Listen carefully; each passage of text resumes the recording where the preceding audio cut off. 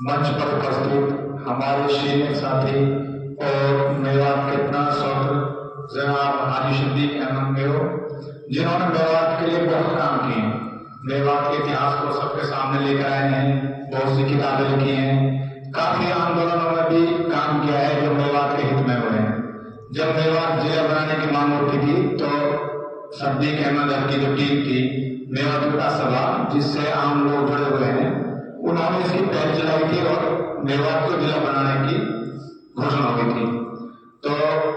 हम आज आपके प्रोग्राम को देखे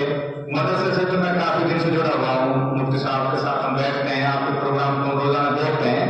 लेकिन जिस तरह आप बच्चों ने प्रोग्राम पेश करे हैं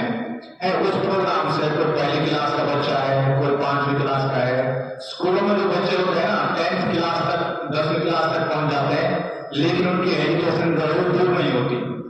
और आपकी जो मुफ्ती साहब की जो पहल है,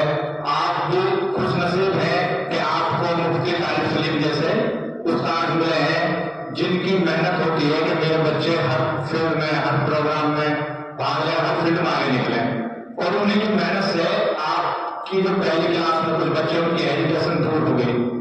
बोलने की स्टेज पर बोलने के लिए काफी उम्र लग जाती है। स्कूल में पढ़ने वाले जो बच्चे होते हैं 12वीं क्लास तक चले जाते हैं, ग्रेजुएशन तक चले जाते हैं, बीए करते हैं, लेकिन स्टेज पर बोलने की उनकी हिम्मत नहीं होती। और आप जो मदरसे में पढ़ रहे हैं, आपके ऊपर मेहनत करी जा रही है, इतनी शानदार आपने कविताएं, नज़म, सारी चीजें जो पेश करी है बहुत अच्छे तरीके से, अल्फाज आपके बहुत अच्छे हैं। तो आपकी एजुकेशन जो है इन्हीं प्रोग्रामों से दूर होगी और वो दूर हो चुकी है। तो मैं तो बहुत कम समय लूंगा, आजान भी हो गई है। हमारे जो मेन बात है हमारे सदर साहब हैं हाजी सिद्दीक अहमद साहब बैठेंगे, तो मैं इन्हीं बातों के साथ आप